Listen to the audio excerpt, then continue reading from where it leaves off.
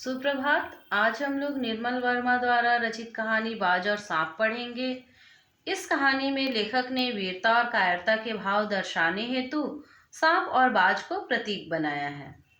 समुद्र के किनारे ऊंचे पर्वत की एक ऊपरी गुफा में सांप रहता था। गुफा के पास के चट्टानों पर बार बार समुद्री लहरें आकर टकराती थीं। पर्वत की अंधेरी घाटियों में एक नदी भी बहती थी। नदी बड़े तेज वेग से समुद्र की ओर बहती जाती थी।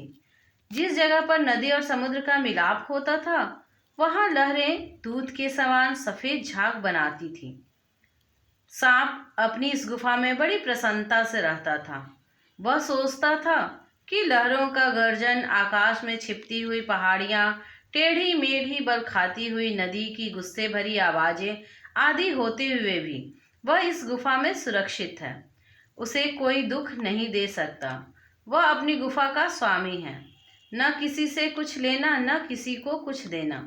दुनिया की भाग दौड़, छीना झपटी से दूर रहकर वह बड़ा सुखी है। एक दिन सांप की गुफा में खून से लथपथ एक घायल बाज आ गिरता है। वह पंखों को फड़फड़ाता हुआ धरती पर लौटने लगा। सांप पहले तो उसे देखकर डर गया, लेकिन जल्दी ही सांप ने भांप लिया कि वह घायल है, उसका कुछ नहीं बिगाड़ सकता, इसलिए इससे डरना व्यर्थ है। सांप ने बाज के पास जाकर पूछा कि इतनी जल्दी मरने की तैयारी क्यों कर ली। बाज ने लंबी सांस भरकर कहा कि लगता है अंतिम समय पास है, लेकिन मुझे अपने जीवन से कोई शिकायत नहीं है। मैंने अपने जीवन का खूब आनंद उठाया है। आकाश की असीम ऊंचाइयों को मैंने अपने पंखों से नापा है। बाज सांप को चुनौती देता है कि तुम्हारा बहुत दुर्भाग्य है, तुम जीवन भर आकाश में उड़ने का सुख न भोग सके। सांप बाज से कहता है कि आकाश से उसे क्या लेना है, वह आकाश में रेंग तो सकता नहीं। उसे अपनी गुफा ही आरामदेह व सुरक्षित लगती है। सांप दार्शनिक भाव से सोचता है कि उड़ने और रेंगने में कौन सा भारी अंतर है। अंत में तो सबको मरना ही है।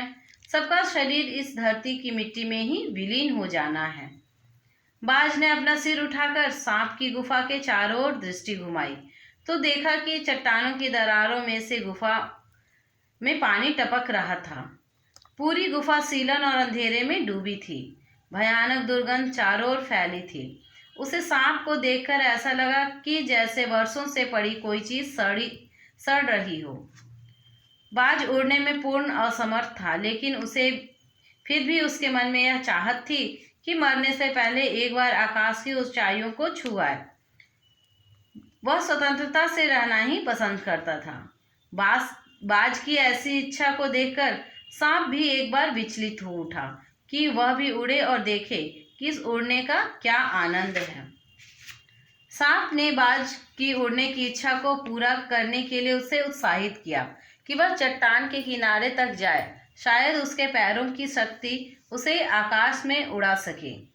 उसे प्रयत्न अवश्य करना चाहिए। सांप द्वारा उत्साहित करने पर बाज में नई शक्ति व आशा का संचार हो गया। वह अपने घायल शरीर को घसीटता हुआ चट्टान तक पहुंचा। खुला आकाश देखकर उसकी आंखें चमक उठी। उसने एक गहरी लंबी सांस ली और पंख फैलाकर हवा में कूद पड़ा। बाज अपनी जिजीविषा के कारण आकाश की ऊंचाइयों को पाने तो चला था, लेकिन उसके टूटे पंखों में इतनी शक्ति नहीं थी कि उसके शरीर का बोझ संभाल सके। उसका शरीर लुढ़कता हुआ नदी में आ गिरा। एक लहर ने उसके पंखों के खून को भी धो डाला और उसके शरीर को झाग से ढक दिया। फिर लहरें बाज को अपने आप में समेटकर सागर की ओर ले गई।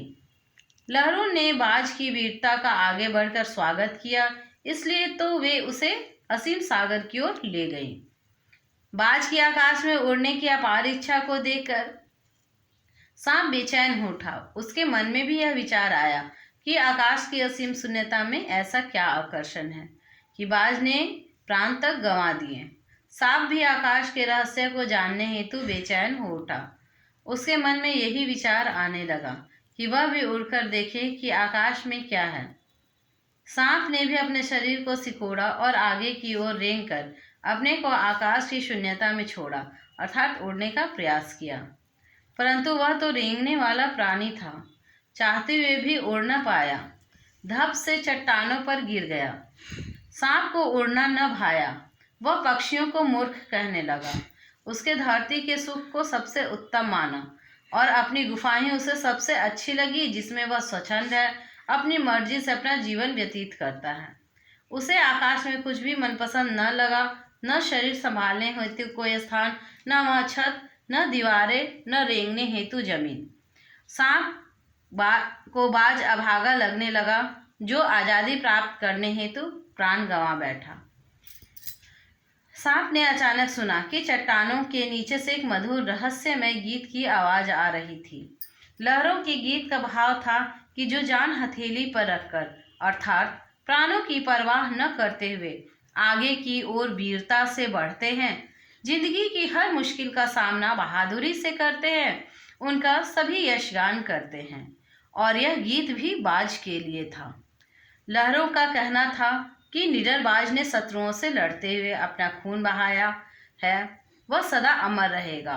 जब भी साहस और वीरता के गीत गाए जाएंगे तो बाज का नाम बड़े गर्व व श्रद्धा से लिया जाएगा। बाज ने मरकर लोगों को यही संदेश देना चाहा है कि मनुष्य को साहसी और बहादुर बनकर जीवन में स्वतंत्रता और प्रकाश हेतु संघर्ष करना चाहिए।